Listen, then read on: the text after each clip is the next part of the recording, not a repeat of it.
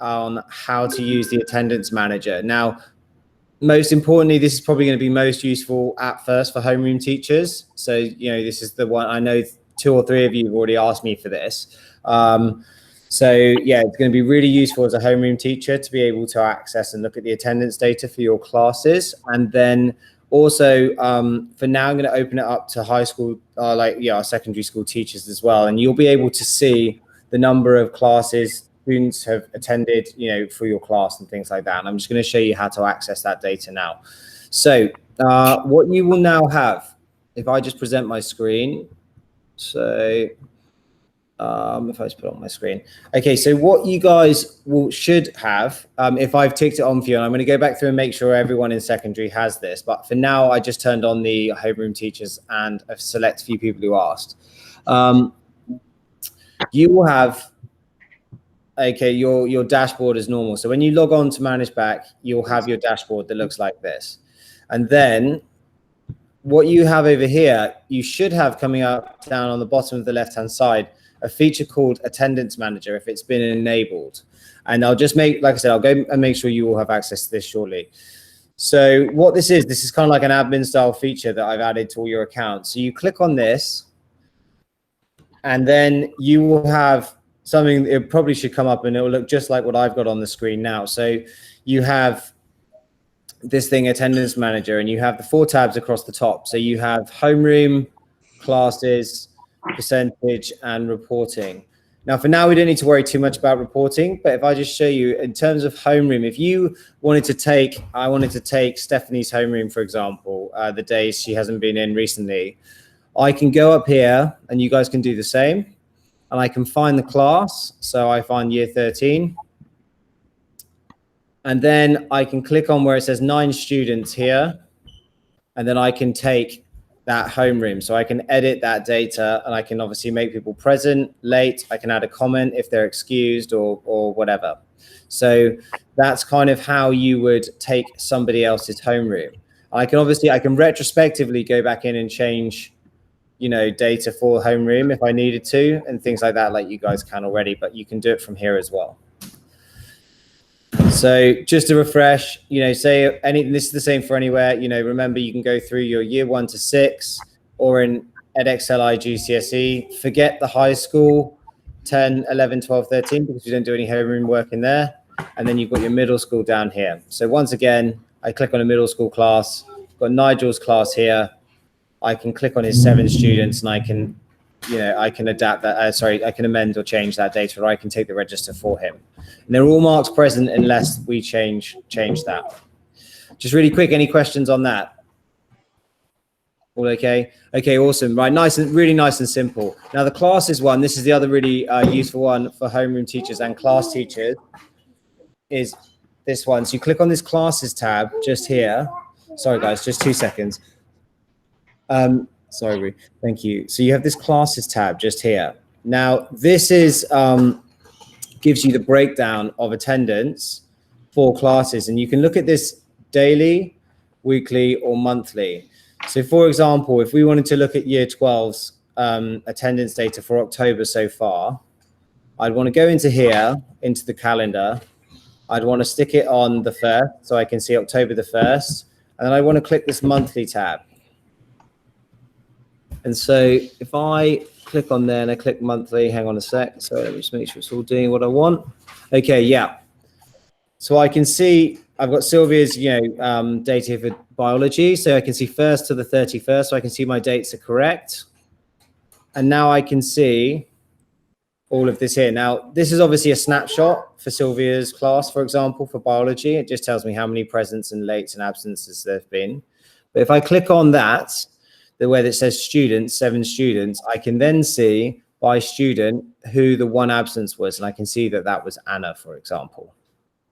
Now, that'll be really useful for those, you homeroom teachers who've been asking me, I need to check in and see what's going on with some of my students because I know that they've been absent from a couple of classes and I want to chase them on that. So this is how you would do that. You would go to your class, depending on which, your class is. So if it was year 9, for example, and I can do exactly the same thing here.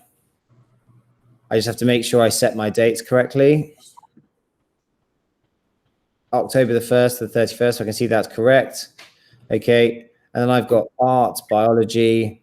If we just stick with biology, for example, okay, then I can go into biology. I can click on my 18 students, and then I get my breakdown, and I can see exactly who has or hasn't been present and when they've been absent and so on. So that's how you would kind of look at that kind of data there. Now, the percentage just gives you kind of a percentage. It just gives you a breakdown by table. You can look at, for example, if we go to I'm just going to click on year 10. Okay, I can see, and we're just picking this one because I know, Sylvia, we've talked about one or two of these students. I can see an attendance breakdown so far over this academic year for certain students. So I can see the student that we've been talking about, and we can see very quickly a breakdown of their attendance, and we can see that as a percentage. So that's why that's quite a nice, useful snapshot. This does all, so if you've got your different filter bars here, so you can choose, whether you want to just look at August, September, October. Obviously, August, September, we were only using this for homeroom and for parts of that. So the data is going to be slightly skewed. We've just started now, obviously, using it since half term for all of our lessons and everything. So, realistically, the snapshot is probably going to be, a bit of homeroom and then more accurate from, October onwards. So, and then finally, this reporting tab, right now, we don't need to worry about this too much. This is just another way of viewing it, and we can use this to export this and so on. So we just we don't need to worry about this tab too much, but you can have a look at it if you want to. So I'm just going to stop there and just ask if anyone has any questions. It's one of those things, I think, guys, if you go and have a look, I'm just going to stop presenting. So there we go. It's one of those things, if you have a look, it'll be, it's pretty self-explanatory. It's just a matter of going in and using it for the things that you guys have been asking me to use it for. And, if anything does come up or you're unsure, give me a shout, but just have a bit of a play with it. I think there's not too much that can go wrong in there unless you start going back and entering, different presence and absences and so on or whatever. So yeah, there isn't too much that you can do to get things wrong in there or anything. Hi, morning, Luke. What would you like us to do for the kids that miss homeroom and turn up for the first lesson? Homeroom, so that's something I hope to homeroom teachers to speak to them and just to definitely bring up in your parent-teacher conferences later, but also just to drop an email home, speak to the student and make it clear they should be in homeroom. That's kind of, we're just gonna have to work together and just chase those students and make sure they realize they should be in homeroom. Okay, so if they've got an X at the beginning of their name when you take the attendance in the class, maybe ask what time they came in or something like that. Yeah, definitely, we can do that. Yeah, as well. But if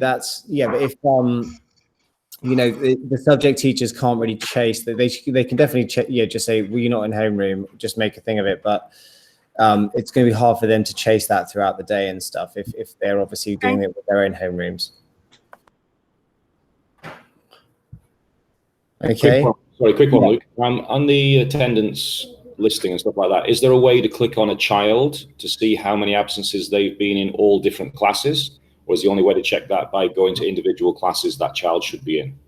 I've just found that, Nigel. Oh, yeah? Yes, I searched by student name. Sylvia, and I've now got a student. And I can see all the ones that she's been present and absent for.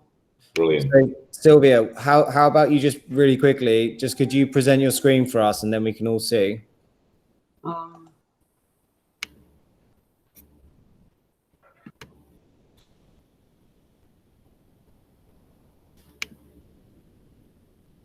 Can you see my screen?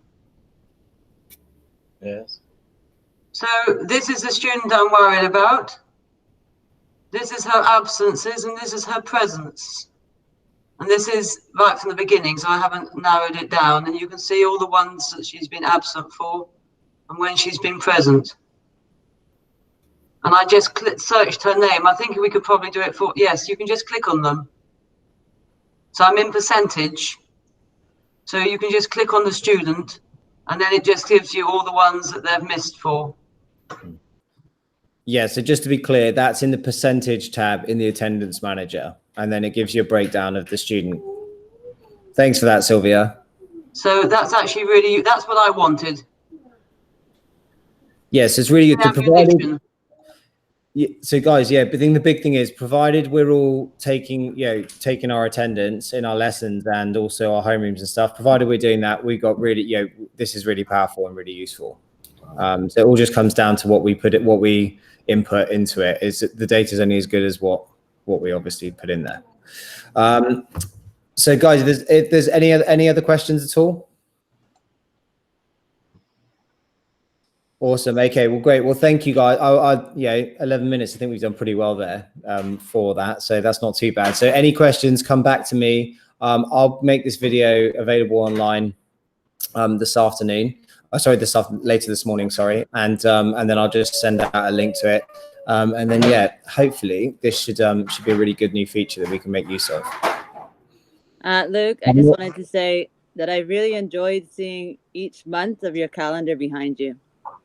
I've enjoyed the October, now the winter one, everyone. I'm like, oh, look at that. December. October's good. I like it. Thank you. Yeah, luckily the boys have got clothes on in that one. Actually, that's my other, so normally they're not. So no, I know. I've clocked it each month. I've seen it change. I like the skiing or snowboarding or whatever you're doing there. Yeah. Thank you. Guys, have an awesome day. I look forward to seeing you all soon. Thanks, guys. Thank you.